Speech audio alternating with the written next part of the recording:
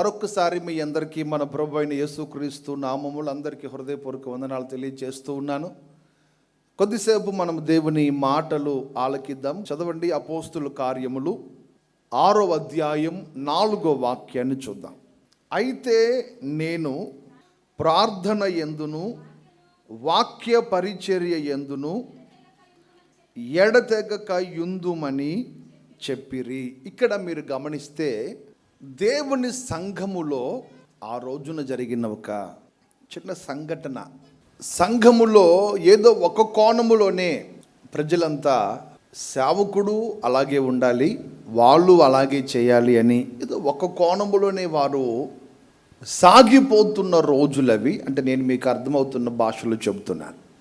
ఒక కోణములోనే సాగిపోతున్నప్పుడు దైవజనుడు చాలా స్పష్టంగా సంఘాన్ని పిలిచి వారితో చెప్తాడు ఒక మాట. ఏమనంటే, మేము ప్రార్థన చేయుట యందును వాక్య పరిచర్య చేయుట యందును ఎడతెగక యుందుమని చెప్పిరి. మీరు పైన 2వ వాక్యం చూస్తే, అప్పుడు 12 అపోస్తలులు తమ యొద్దకు శిష్యుల సమూహమును పిలిచి, మేము దేవుని వాక్యము బోధించుట మాని ఆహారము పంచిపెట్టుట యుక్తము కాదు అని అనుకొని వాళ్ళకి చెప్పి, అందుకని ఇప్పుడు మేమేం చేస్తున్నాము అంటే 4వ వాక్యంలో, ప్రార్థన చేయుట యందును వాక్య పరిచర్య యందును మేము ఎడతెగక యుందుము. స్తోత్రం చెప్పండి ఒకసారి. ఇక్కడ మీరు గమనించాల్సిన మాట ఏంటంటే, సంఘమంతా దేవుని సేవకుల దగ్గర కోరుకున్నది ఏమిటంటే, మేము ఏదైనా ఒక పని కొరకు మాత్రమే ప్రత్యేకపరచబడి దానిలోనే నిమగ్నమై ఉండిపోవడం మంచిది కాదు. దేవుడు మాకు అప్పగించిన బాధ్యత ఏంటంటే ప్రార్థన చేయాలి, దేవుని వాక్యమును ప్రకటించాలి.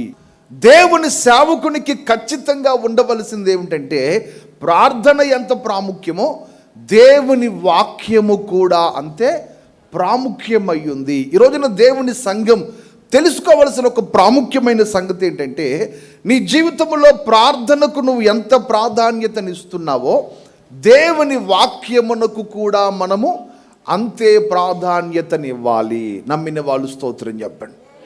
చెప్దాం అందరం హల్లెలూయా. ప్రార్థనకు ఎంత విలువ ఉందో దేవుని వాక్యానికి కూడా అంతే విలువ ఉంది.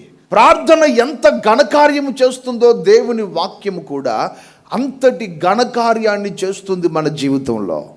అందుకని ఈరోజు మనం నూతనంగా ప్రారంభించుకున్నటువంటి ఒక ప్రత్యేకమైన మాట ఏమిటంటే, దేవుని వాక్యము యొక్క ఆవశ్యకత, దేవుని వాక్యానికి ఉన్న విలువ ఏమిటో అనే సంగతులు ఈ వారం మొదలుకొని రాబోతున్న దినాలన్నింటిలో మనం నేర్చుకుందాం. దేవుడు ఒక్కొక్కటి తేటగా మనతో మాట్లాడునుగాక. స్తోత్రం చెప్పండి. ఆయనే మనతో మాట్లాడునుగాక. ఆమేన్. ప్రార్థనకు ఎంత విలువ ఉందో దేవుని వాక్యానికి కూడా అంతే విలువ ఉంది. ప్రార్థన ఎంత చేస్తావో దేవుని వాక్య విషయంలో కూడా అంత శ్రద్ధ దేవుని సంఘానికి కావాలి. చాలామంది పాటలకు ఇచ్చిన ప్రాధాన్యత దేవుని వాక్యానికి ఇవ్వలేరు, ప్రార్థనకి ఇచ్చిన ప్రాధాన్యత దేవుని వాక్యానికి ఇవ్వలేరు, లేక వాక్యానికి ఇచ్చిన ప్రాధాన్యత ప్రార్థనకు ఇవ్వలేరు. అంటే ఏదైనా ఒక కోణములోనే సాగి వెళ్ళిపోవడం అనేది సంఘానికైనా సేవకులకైనా అలవాటుగా మారిపోయింది. అందుకే నేను గతంలో చాలా సందర్భాల్లో చెప్పిన ఒక మాట ఏంటంటే, ఎక్కువగా మనం ఆరాధన చేయడం మంచిది కాదు, ఎక్కువగా దేవుని వాక్యములో వెళ్ళడం మంచిది కాదు. ఒక గంట సేపు ఆరాధన చేస్తే గంట సేపు దేవుని వాక్యం ప్రకటించబడాలి. ఆమేన్. 2 గంటలు ఆరాధన చేసి ఒక అరగంట దేవుని వాక్యం ప్రకటించబడితే కూడా నీ ఆత్మకు క్షేమం కాదు. అది దేవుని సంఘం అన్ని విషయాలలో వర్ధిల్లుతూనే ఉండునుగాక. స్తోత్రం చెప్దాం హల్లెలూయా. అందుకని ఈరోజు మనం ధ్యానం చేయబోతున్న ప్రాముఖ్యమైన మాట అపోస్తుల కార్యం 6వ అధ్యాయం 4వ వాక్యంలో వ్రాయబడింది, ప్రార్థన యందును వాక్య పరిచర్య యందును ఎడతెగక యుందుము. మనం వినబోతున్న వాక్య సారాంశం వాక్యము యొక్క ఆవశ్యకత లేక వాక్యముకున్న ప్రాధాన్యత ఏమిటి అనేది మనం ధ్యానం చేయబోతున్నాం. మొదటి మాటను చూద్దాం. చదవండి. ద్వితీయోపదేశకాండం 4వ అధ్యాయం 7వ వాక్యం 8వ వాక్యాన్ని చూద్దాం. ఏలయనగా మనము ఆయనకు మొర్ర పెట్టునప్పుడెల్లా మన దేవుడైన యెహోవా మనకు సమీపముగా నున్నట్లు మరి ఏ గొప్ప జనమునకు ఏ దేవుడు సమీపముగా ఉన్నాడు? మరియు నేడు నేను మీకు అప్పగించుచున్న ఈ ధర్మశాస్త్రం అంతటిలోనున్న కట్టడలను నీతి విధులను గల గొప్ప జనమేది. ఒకసారి అందరు జాగ్రత్తగా ఈ మాట గమనించండి. 7వ వాక్యంలో గమనిస్తే మనము మొర్ర పెట్టునప్పుడల్లా మనకు సమీపముగా మన దేవుడు ఉన్నట్లు ఏ జనమునకు ఏ దేవుడు లేడు. దీని అర్థం ఏంటి?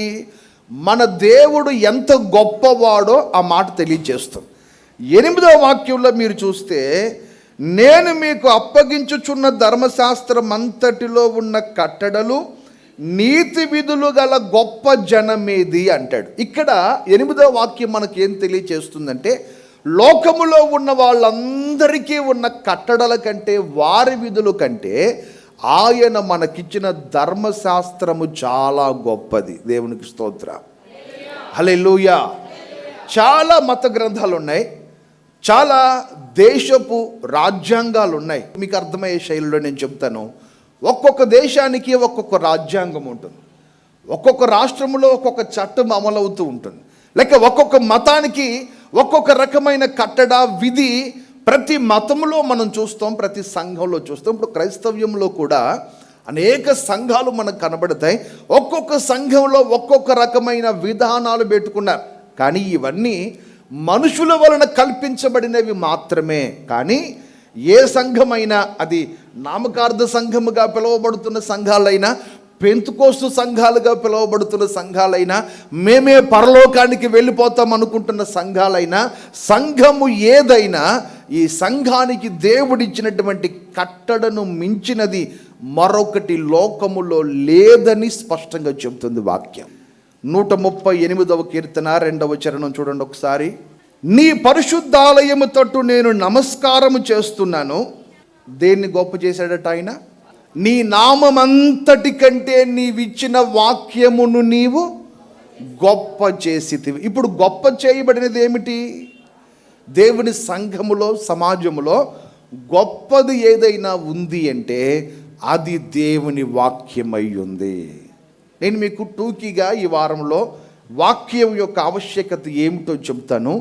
రాబోతున్న రోజుల్లో ఈ వాక్యాన్ని మనం ఎలా ధ్యానించాలో, వాక్యపు లోతుల్లోనికి ఏ విధంగా వెళ్ళాలో, ఈ సంగతులు రేపు వచ్చే వారం నుండి మనం ధ్యానం చేద్దాం. ఈరోజు నేను చెప్తున్నది మీకు ఒక ఉపోద్ఘాతం లాంటిది. అంటే వాక్యం ఎందుకు చదవాలి, వాక్యములో సంఘము ఎందుకు ఎదగాలి, వాక్యం పట్ల సంఘానికి ఎందుకు ఆసక్తి కావాలి అనడానికి మచ్చుకు కొన్ని మాటలు నేను మీకు చెప్పి ముగిస్తాను ఈరోజు. మొదటగా మనం వింటున్నాం ఏంటంటే, ఈ లోకంలో ఉన్న కట్టడలన్నిటికంటే దేవుని వాక్యము చాలా గొప్పదై ఉన్నది. 2వ మాట మనం చూద్దాం. చదవండి, యోబు గ్రంథంలో 23వ అధ్యాయం 12వ వాక్యం. ఆయన పెదవుల ఆజ్ఞను నేను విడిచి తిరగలేదు, ఆయన నోటి మాటలను నా స్వాభిప్రాయము కంటే ఎక్కువగా ఎంచి తిని. నా స్వాభిప్రాయము కంటే ఎక్కువగా ఎంచాను అంటే ప్రతిరోజు నేను సాధారణంగా తినే భోజనం ముందు చూడండి. ఉదయం లేచినప్పుడు ఇడ్లీ తింటామంటామా, మధ్యాహ్నం భోజనం చేస్తామంటామా, రాత్రికి ఏదో తింటామంటామా. అట్లా నేను తినే నా ఆహారము కంటే నా దేవుని వాక్యానికి నేను ప్రాధాన్యతనిచ్చాను. స్తోత్రం చెప్పండి గట్టిగా. మొదటిగా ద్వితీయోపదేశ కాండంలో చదువుతున్నప్పుడు కట్టడలన్నిటికంటే, అన్ని గ్రంథాల కంటే, అన్ని ఆచారాల కంటే దేవుని వాక్యము గొప్పదయ్యింది చెప్తున్నాడు భక్తుడు. 2వదిగా యోబు అంటాడు, నేను తినే ఆహారము కంటే కూడా నీ వాక్యము నాకు మిన్న అయినది. అందుకని యేసు ప్రభు కూడా ఆ ఉపవాస ప్రార్థన చేసి ముగించి వచ్చిన తర్వాత సాతానుడు శోధిస్తున్నప్పుడు యేసయ్య అంటాడు, మనుషుడు రొట్టె వలన మాత్రమే బ్రతకడు. మత్తయి సువార్త 4వ అధ్యాయం 4వ వాక్యం చూద్దాం ఒకసారి. మనుషుడు రొట్టె వలన మాత్రమే కాదు గాని దేవుని నోటు నుండి వచ్చు ప్రతి మాట వలన జీవించును. అందుకని యోబు కూడా ఏమంటాడు, నేను ప్రతిరోజు తినే నా సహజమైన ఆహారము కంటే కూడా నేను ఆయన నోటి మాటలను ఎక్కువగా ఎంచి తిని. ఆమేన్. ఎందుకని? రొట్టె ఉన్నా లేకపోయినా ఆయన మాట నాకుంటే నేను బ్రతకగలను. అంత మాత్రం చేత ఆహారం మానేయమని కాదు, ఆహారానికి నువ్వు ఎంత ప్రాధాన్యతనిస్తున్నావో దానికంటే ఒకంత ఎక్కువ ప్రాధాన్యత దేవుని వాక్యమునకు మనం ఇచ్చుదముగాక. మూడవదిగా మరొక మాట మీరు చదవండి. 119వ కీర్తన 96వ చరణం చూద్దాం. సకల సంపూర్ణతకు పరిమితి కలదని నేను గ్రహించి ఉన్నాను, నీ ధర్మోపదేశము అపరిమితమైనది. అందరూ ఒకసారి మాట చెప్పండి. ధర్మోపదేశము అపరిమితమైనది. దానికి లిమిట్ లేదు. ప్రతిదానికి ఒక హద్దు ఉంది, ఒక లిమిట్ ఉంది. ఆ మధ్య కాలంలో చాలామంది ఈ కరోనా వచ్చింది కదా, డ్రై ఫ్రూట్స్ తినండి అని చెప్పారు. డ్రై ఫ్రూట్స్ తినమని చెప్పిన వాళ్ళు ఏం చెప్పారు? ఒక లెక్క చెప్పారు. ఒక 6 బాదం పప్పులు తినండి, ఒక 5 పిస్తా పప్పులు తినండి. ఒక లిమిట్ ఉంది, ప్రతిదానికి ఒక హద్దు ఉంది. ఏది హద్దు దాటి నువ్వు చేయకూడదు. అందుకని దైవజనుడు పౌలు కూడా అంటాడు, అన్నిటి యందు నాకు స్వాతంత్ర్యము కలదు కానీ అన్నీ చేయదగినవి కాదు అంటాడు. తిమోతికి లేఖ వ్రాస్తున్నప్పుడు ఏమంటాడంటే, అన్ని విషయములలో మితముగా ఉండు అంటాడు. దేనిలోనైనా ఎట్లా ఉండాలి? మితంగా ఉండు. ప్రతి దాంట్లో మితంగా ఉండు. కానీ దేవుని ధర్మశాస్త్రము అపరిమితమైనది, దీనికి లిమిట్ లేదు. అంటే ఒకవేళ ఎక్కువగా చదివేశాడు అనుకోండి, ఎక్కువగా చదువుతున్నారనుకోండి. అందుకని ఒకసారి పౌలు గారిని అనుకుంటా కదా, ఎవరో ఒక మాట అంటారు, అతి విద్య వలన నీకు మూర్ఖుడు అయిపోయావు, నువ్వు పిచ్చోడు అయిపోయావురా అంటారు. అంటే ఎక్కువగా ఏది చదివితే ఏమవుతుంది? మనిషికి పిచ్చోడు అయిపోతాడు. కానీ దేవుని వాక్యము నువ్వు ఎంత ఎక్కువగా ధ్యానించినా, ఎంత ఎక్కువగా చదివినా ఇది నీకు మేలు మాత్రమే చేస్తుంది. దేవునికి స్తోత్రం చెప్పండి. దేవుని వాక్యము ఎంతైనా ధ్యానం చేయి. దేవుని వాక్య విషయంలో ఎంతైనా లోతుల్లోకి వెళ్ళి. ఎందుకని? ఇప్పుడు చదవండి 96వ వాక్యం. సకల సంపూర్ణతకు పరిమితి గలదని నేను గ్రహించి ఉన్నాను, నీ ధర్మోపదేశము. ఇప్పుడు చెప్పండి, అపరిమితమైనది ఏంటి? అన్లిమిటెడ్ ఏంటి? లిమిట్ లేకుండా ఉన్నది ఏదైనా ఉంది అంటే దేవుని వాక్యం మాత్రమే. దేవునికి స్తోత్రం. మొదటిగా చెప్పాను, ఆ వాక్యమును మించిన గొప్పది ఏది లేదు. రెండవదిగా చెప్తున్నాను, నీ ఆహారము కంటే ఎక్కువ విలువైనది దేవుని వాక్యం అయ్యింది.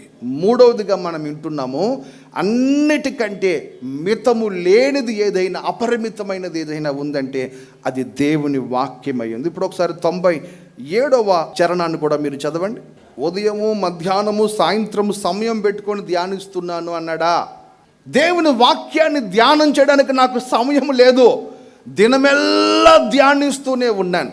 మీకు ఇంకొక మాట చెప్తాను, రోజంతా తింటూ ఉండగలమా? తినలేము. కానీ రోజంతా దేవుని వాక్యాన్ని ధ్యానించగలము. ఆమేన్. ఎట్లా? నువ్వు డ్రైవింగ్ చేస్తున్నావు అనుకోండి, తినలేముగా. డ్రైవింగ్ చేసేటప్పుడు నీ మనసు దేవుని వాక్యం మీద కేంద్రీకృతమై ఉంటుంది. దేవుని వాక్యాన్ని ధ్యానించగలవు. పని పాట లేకుండా పడుకున్నావు ప్రశాంతంగా, కానీ దేవుని వాక్యాన్ని ధ్యానించగలవు. 63వ కీర్తనలో మీరు తర్వాత చదువుకోండి, నా మంచము మీద నేను నిన్ను జ్ఞాపకము చేసుకొనినప్పుడు క్రొవ్వు మెదడు దొరికినట్లుగా నాకు బలము కలిగింది అంటాడు కీర్తనకారుడు. ఇప్పుడు చెప్పండి, దీనికి లిమిట్ ఉందా? దీనికి ఏదైనా హద్దులు ఉన్నాయా? హద్దు లేదు. ఎప్పుడైనా, ఎక్కడైనా, ఏ పరిస్థితుల్లోనైనా మనము ధ్యానించవచ్చు దేవుని వాక్యాన్ని. ఈ పేతురు వ్రాసిన మొదటి పత్రిక 1వ అధ్యాయం 24వ వాక్యం ఏం చెప్తుందంటే, సర్వ శరీరులు గడ్డిని పోలిన వారు, వారి అందమంతయు గడ్డి పువ్వు వలె ఉన్నది. గడ్డి ఎండును, దాని పువ్వును రాలును, అయితే ప్రభువు వాక్యము ఎల్లప్పుడూ నిలుచును. ఇక్కడ మీరు గమనించాల్సింది ఏంటంటే, ఆస్తులు పోవచ్చు, అంతస్తులు పోవచ్చు, నువ్వు సంపాదించినవన్నీ పోవచ్చు, కానీ వాక్యము పోదు. రెండవదిగా నీ శరీరము కుళ్ళిపోవచ్చు, నీ శరీరం క్షీణించిపోవచ్చు, నీ అందం క్షీణించిపోవచ్చు, కానీ నిరంతరము నిలిచి ఉండేది దేవుని వాక్యము. దేవుని వాక్యానికి ఒక్కొక్క భక్తుడు ఎంత ప్రాధాన్యతనిస్తున్నాడు అని చెప్పడానికి మీకు టూకీగా నేను చెబుతున్న మాటలు ఇవన్నీ. మొదటిగా చెప్పాను, ఉన్న కట్టడలన్నిటిలో ఘనమైనది, గొప్పది దేవుని వాక్యమై ఉంది. సహజమైన ఆహారము కంటే గొప్పదిగా ఎంచవలసింది దేవుని వాక్యమై ఉంది. లిమిట్ లేకుండా అపరిమితమైనది దేవుని వాక్యమై ఉంది. నాలుగవదిగా ఏది గతించినా గతించిపోనిది దేవుని వాక్యమై ఉన్నది. ఐదవ మాట చూడండి, 119వ కీర్తన 105వ చరణం చూద్దాం. నీ వాక్యము నా పాదములకు దీపమును, నా త్రోవకు వెలుగునై ఉన్నది. ఇక్కడ రెండు విషయాలు మీరు గమనించాలి. పాదములకు దీపము, త్రోవకు వెలుగు. పాదములకు దీపము అంటే నువ్వు నడుస్తున్నప్పుడు నీకు దగ్గరగా కనబడేది. మీకు ఇంకా అర్థమయ్యే భాషలో నేను చెప్పాలి అంటే, నీ చేతిలో ఉన్న టార్చ్ లైట్, ఫోన్లో టార్చ్ లైట్ ఆన్ చేసుకొని వెళ్తాం. ఎంత దూరం కనపడుతుంది నీకు?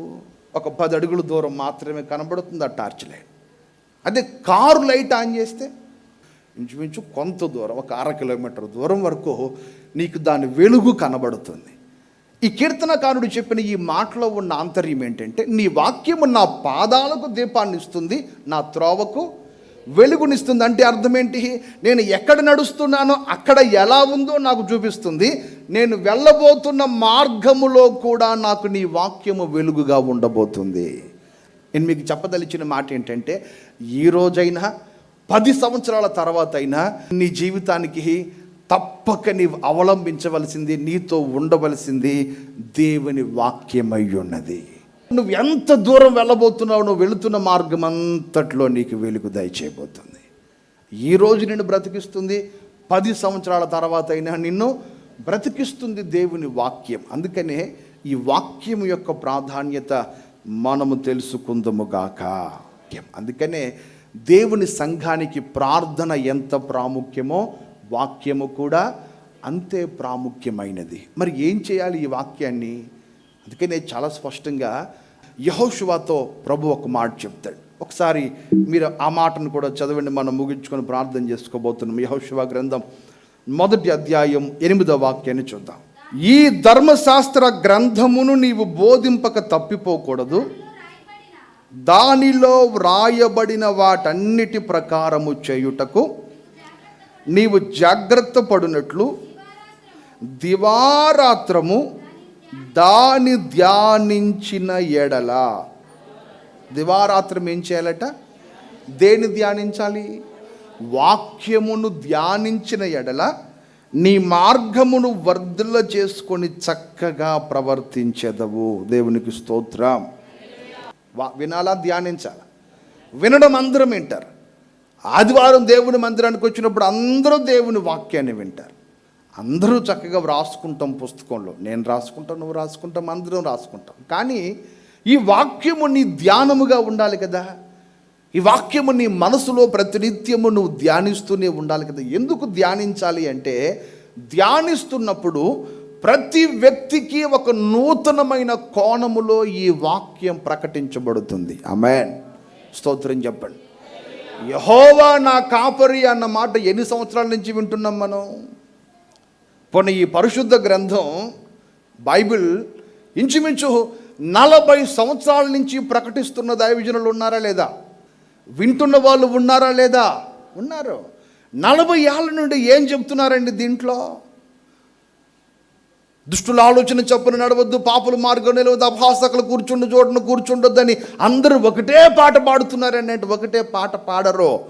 ఒక్కొక్క దైవజనునికి ఒక్కొక్క ప్రత్యక్షత అనుగ్రహించబడుతుంది. ఆమేన్. స్తోత్రం చెప్పండి. నేటి వరకు ఈ వాక్యానికి ఎందుకు ఇంత ప్రాధాన్యత ఉంది అంటే, ఒక దైవజనుడు చెప్పిన ప్రత్యక్షతను మరొక దైవజనుడు చెప్పలేడు. ఎందుకు చెప్పలేడంటే, ప్రతి ఒక్కరికి వారి వారి స్థితులను బట్టి, వారి స్థాయిని బట్టి దేవుడు వారికి వాక్యములో నుండి ప్రత్యక్షలు ఇస్తున్నాడు. అందుకని దేవుని సంఘం కూడా నేర్చుకోవాల్సింది ఏంటంటే, నువ్వు ఎప్పుడు వాక్యమును ధ్యానిస్తూ ఉంటే, దేవుని సేవకుడు ప్రకటించాడు కదా, దాన్ని అట్లా విని మనం విడిచిపెట్టేస్తే సరిపోతుందని అనుకోకూడదు. ఎప్పటికీ ఈ వాక్యము నీ హృదయంలో నువ్వు ధ్యానిస్తూనే ఉండాలి. అందుకనే బెరాయ సంఘాన్ని గురించి వ్రాయబడిన మాట ఏంటంటే, పౌలు గారు దేవుని వాక్యాన్ని ప్రకటిస్తే వాళ్ళు ఇంటికి వెళ్ళిపోయి అక్కడ కూర్చోనట ప్రతిరోజు వాక్యం చదువుతుండేవాళ్ళు. ఆ ప్రక్కన వాళ్ళు అడిగారట ఒకరోజు, ఏమయ్యా చర్చిలో వినొచ్చావు కదా, విన్న వాక్యాన్ని ఇక్కడికి వచ్చి రోజు మరలా చదువుతావు ఏంటంటే, వాళ్ళు చెప్పిన సమాధానం ఏంటో తెలుసా? మా దైవజనుడు చెప్పినది అలాగూ ఉన్నదో లేదో.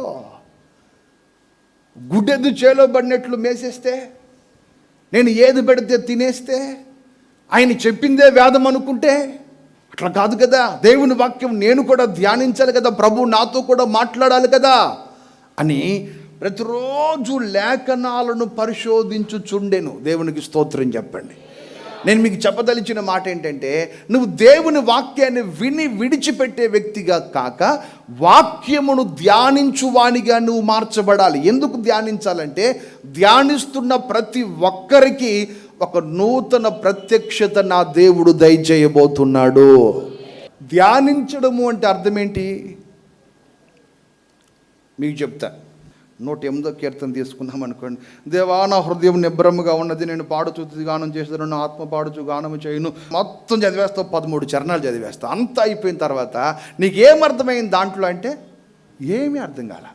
ఎందుకు అర్థం కాలేదు? నువ్వు వాక్యాన్ని చదివావు, కానీ ఇప్పుడు ఏం చేయాలి? నువ్వు వాక్యాన్ని ధ్యానించాలి. ఎట్లాగో? దేవా నా హృదయము నిబ్బరముగా ఉన్నది అంటే అప్పుడప్పుడు నా హృదయానికి ఏమవుతుంది? కంగారు పడిపోతుంది. ఇప్పుడు వాక్యం నాకేం చెప్తుంది? నా హృదయాన్ని నిబ్బరంగా ఉండమంది. నిబ్బరంగా ఉండాలంటే ఏం చేసాడు ఈయన?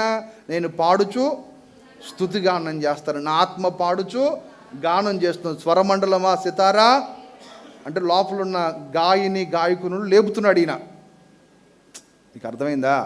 పాట పాడలేదనుకో, ఏదో తెలియని కలవరం, ఏంటో గుండె దడదడగా ఉంది, పాటలు గారు ప్రార్థన చేయంటే నువ్వెవరు ప్రార్థన అడగనక్కర్లా, చక్కగా లేచి పాడు, హృదయపూర్వకంగా పాట పాడుతూ కూర్చో, నీలో ఉన్న కలవరాలన్నీ ఎగిరిపోతాయి. దేవునికి స్తోత్రం. ఒక్కొక్కసారి నేను బైబిల్ చదువుతామని ఓపెన్ చేసి కూర్చుంటే ఒక్క మాట దగ్గరే ఆగిపోతాను ఆ రోజంతా. నేను ఒకే మాట దగ్గర ఆ రోజంతా ఆగిపోయి దానిని గురించే ధ్యానం చేసుకుంటూ కూర్చుంటాను. ఒకవేళ మీరు అనుకోవచ్చు, నువ్వు ప్రసంగం చేయాలి కనుక నువ్వు ధ్యానించడం నీకు అవసరం, మాకేం పని?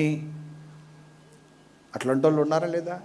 కానీ నేనేమంటానంటే, ప్రసంగం చేయడం కొరకే సేవకుడు ధ్యానిస్తే ఆ ప్రసంగానికి విలువ లేదు. ఆయన ధ్యానించినప్పుడు మొదట సేవకుడు ఆ మాటను తను అనుభవిస్తాడు. దేవునికి స్తోత్రం. తన హృదయంలో ఆ మాటను అంగీకరిస్తాడు. ప్రభువా నాతో ఈ విధంగా మాట్లాడా, ఆ తర్వాత అది ప్రసంగం రూపంలో బయటకు వస్తుంది. ఇప్పుడు అందుకని నువ్వు ధ్యానించడానికి ప్రసంగమే చేయనక్కర్లేదు. నీ ఆధ్యాత్మిక బలము పుంజుకోవడానికి కూడా నువ్వు దేవుని వాక్యాన్ని ధ్యానించవచ్చు. ఆమేన్. ఈ వారం మనం విన్న వాక్య భాగం ఏమిటంటే, దేవుని వాక్యమునకున్న ఆవశ్యకత. కానీ కీర్తనకారుడు అంటాడు, నా మంచము మీద నిన్ను జ్ఞాపకము చేసుకున్నాను. అర్థం కావడానికి ఒక మాట చెప్తాను. సహజంగా పనులన్నీ ముగించుకొని ప్రశాంతంగా భోంచేసి హాయిగా పడుకున్నప్పుడు గుర్తొస్తాయి నీకు. ఏంటయ్యి? నాకున్న అప్పులేన్ని, పిల్ల పెళ్లి సంగతి ఏంటి, కడుతున్న ఇంటి సంగతి ఏంటి, ఎన్ని ఆలోచించి నిద్ర పట్టక నీ ఆరోగ్యం క్షీణించిపోతుంది, నీ ఆధ్యాత్మికంగా నువ్వు నీరసించిపోతావు. అది పడుకున్నప్పుడు నువ్వు దేవుని వాక్యాన్ని ధ్యానించావనుకో, ఒకవేళ నువ్వు ఇల్లు కట్టలేకపోతున్నాను అని బాధపడుతున్నావు అనుకో, ఇల్లు కట్టువాడు ఆయనే అని చెబుతుంది వాక్యం. దేవునికి స్తోత్రం. యెహోవా ఇల్లు కట్టించిన యెడల కట్టువాని ప్రయాస వ్యర్థమే అంటుంది వాక్యం. అప్పుడు నీ హృదయానికి ఏం దొరుకుతుంది? క్రొవ్వు మెదడు దొరికినట్లు నీకు బలం పుంజుకుంటావుగా. అప్పుల సమస్యను ధ్యానిస్తూ బాధపడుతూ కంగారు పడిపోతూ ఏమైపోతుందో, నాకు వచ్చే సంపాదన తక్కువ, రాబడి తక్కువ, కట్టాల్సిన వడ్డీ లేక అల్లాడిపోతున్నావు అనుకో, వాక్యం నీకేం చెప్పుద్దంటే, నీవు అప్పిచ్చదవు కానీ అప్పు చేయవు, నీ రాబడి నీ చేతి పని నేను దీవించబోతున్నాను అంటుంది వాక్యం. అప్పుడు నీకేం దొరుకుతుంది? నీ హృదయానికి క్రొవ్వు మెదడు దొరుకుతుంది. ఇప్పుడు మీకు అర్థమైంది అనుకుంటున్నాను. ఎందుకు వాక్యం నువ్వు ధ్యానించాలంటే, నీవు బలం పుంజుకుంటావు వాక్యాన్ని ధ్యానిస్తే. ఆమేన్. నీ సమస్యను ధ్యానిస్తే నీకున్న బలం నిర్వీర్యం అయిపోతుంది, నీకున్న బలం సన్నగిల్లిపోద్ది. వాక్యం ధ్యానించావనుకో నీవు మరింత దృఢపరచబడతావు. దేవునికి స్తోత్రం. హల్లెలూయా. ఇది దేవుని వాక్యానికి దేవుడు పరిశుద్ధ గ్రంథములో వ్రాయబడిన అనేక మంది భక్తులు ఇస్తున్న ప్రాధాన్యత. ఈ వాక్యపు విలువను నీవు నేను గుర్తెరుగుదముగాక. దయచేసి అందరూ మోకరించని ప్రార్థన చేసుకుందాం. పరిశుద్ధుడైన దేవానికి స్తోత్రాలు నాయన. ఈ దినము నాయన దాసుని ద్వారా మా అందరితో వాక్యాన్ని గురించిన ప్రాముఖ్యతను గురించి నాయన మీరు వివరించారు. నాయన అయ్యా, మీరు వివరించిన రీతిగా మేము కూడా నాయన ఆ ప్రకారముగా నాయన దానికి అధిక ప్రాధాన్యతనిచ్చి దివారాత్రము దానిని ధ్యానించే కృప మా అందరికీ దయచేయండి తండ్రి. నీకు స్తోత్రాలు నాయన. విని విడిచిపెట్టే వారముగా కాక, చదివి విడిచిపెట్టే వారంగా కాక, నిజముగా దాన్ని మేము ఏ సమయంలోనైనా దాన్ని ధ్యానించే వారముగా ఉండుటకు దాని ప్రకారంగా నడుచుకునే అకృప మా అందరికీ మీరు దయచేయమని అడుగుతున్నాము తండ్రి. వాక్యమును చదువుచూ ఉండగా నాయన అయ్యా, అందులో ఉన్నటువంటి అయ్యా నాయన ప్రభ మీరు పొందుపరిచిన అనేక విషయాలు గ్రహించున్నట్లుగా మాకు శక్తి దయచేయండి పరిశుద్ధాత్మ దేవుడా. నీకు స్తోత్రాలు. ఇంకా ఈ వాక్యమునికి సంబంధించిన ఆయన మేము ఎలా చదవాలో, అందులో ఎలా లోతుకు నడిపించబడాలో, ఇంకా అనేక సంగతులు రాబోతున్న దినముల సేవకుడి ద్వారా మా అందరికీ మీరు తెలియచేసి మమ్మల్ని బలపరచమని, అందులో దాగి ఉన్న ప్రతి మర్మమును నాయన మాకు తెలియచేయమని అడుగుతున్నాను తండ్రి. నీకు స్తోత్రాలు నాయన. నిజముగా నాయన నీ వాక్యం అది జీవము కలిగిందయ్యా. అది శాశ్వత కాలము నిలిచేది. ఏవైనా వ్యర్థమైపోతాయేమో, లయమైపోతాయేమో, కానీ నిరర్ధకములు అయిపోతాయేమో, కానీ వాక్యం ఎప్పటికీ నిలిచి ఉండేది నాయన. అయ్యా దాని ప్రభు మేము గట్టిగా అయ్యా పట్టుకొని నాయన ధ్యానిస్తూ, దానిలో ఆనందిస్తూ, దాని ప్రకారంగా జీవించే ఈ విషయంలో మేము ఆసక్తి కలిగి ఉండటకు సహాయం చేయండి నాయన. ఇంతవరకు నాయన ఈ మాటల నుంచి నీ దాసిని ఇంకనూ మీరు బలపరచండి. రాబోతున్న దినములు ఇంకా అనేక సంగతులు ఆయన ద్వారా తెలియచేయండి తండ్రి. నీకు స్తోత్రం. అయ్యే విన్న మా అందరికీ కూడా అట్టి కృప మాకు దయచేయమని యేసు నామములో ప్రార్థించి అడిగి వేడుకుంటున్నాం తండ్రి. ఆమేన్. మన ప్రభువైన అయిన యేసుక్రీస్తు కృపా, తండ్రి అయిన దేవుని ప్రేమ, పరిశుద్ధాత్మ దేవుని సహవాసము, తీర్మానంతో ప్రార్థించిన వారికి నీ సకల పరిశుద్ధులకును ఆయన సన్నిధి కాంతి సదాకాలము తోడే నడిపించునుగాక. ఆమేన్.